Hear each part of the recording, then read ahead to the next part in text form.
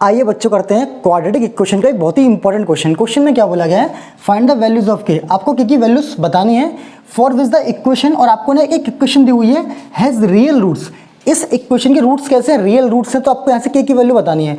आपको पता है अगर रियल रूट्स हैं तो डी की जो वैल्यू होती है वो ग्रेटर देन और इक्वल टू 0 होती है। यहाँ पर ये नहीं लिखा हुआ कि रूट डिस्टिंक्ट है या फिर इक्वल है, यहाँ पर सिर्फ रियल बोला है। अगर रियल होंगे तो हो सकता है कि वो इक्वल भी हो जाए, और रियल होंगे तो हो सकता है वो डिस्टिंक्ट भी हो जाए। अगर केवल आपको रियल रूट्स लिख के देगा तो आप ये कंडीशन लगाएंगे D greater than equal to 0।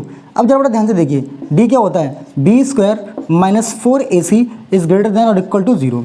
अब बेटा इस क्वेश्चन को आप तभी कर पाएंगे जब आपको एक प्रॉपर्टी पता होगी। वो प्रॉपर्टी क्या है, अगर एक्स स्क्वायर माइनस ए स्क्वायर की वैल्यू ग्रेटर देन और इक्वल टू 0 है तो यहाँ से x की दो वैल्यूज निकल के आती हैं। एक x की जो वैल्यू होगी वो लेस देन इक्वल टू होगी माइनस ए के, या फिर x की जो वैल्यू होगी वो ग्रेटर देन और इक्वल टू हो जाएगी ए के।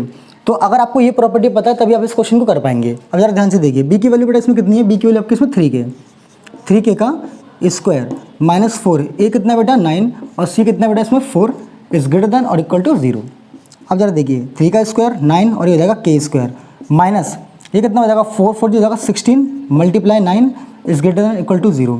अब बेटा अगर मैं ऐसे 9 कॉमन ले लूँ तो अंदर कितना बचेगा, के स्क्वायर माइनस का 16 is greater than equal to 0। अब ये 9 इधर ले जाएंगे, डिवाइड बाई खत्म हो जाएगा ये, तो आपको मिलेगा के स्क्वायर माइनस इस 16 को बेटा मैं ले सकता हूँ 4 का स्क्वायर, ये रहेगा ग्रेटर देन और इक्वल टू 0। अब बेटा जरा ध्यान से देखिए ये क्या लिखा हुआ है, के square minus 4 square is greater than और इक्वल टू 0।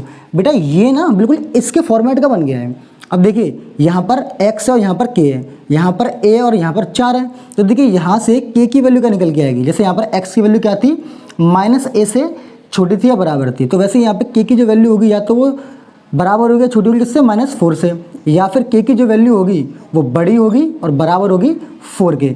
तो जो आंसर निकल के आएगा वो ये निकल के आएगा। बिना इस प्रॉपर्टी को जाने आप इसका आंसर कभी नहीं निकाल सकते, इसीलिए ये क्वेश्चन काफ़ी इंपॉर्टेंट क्वेश्चन है।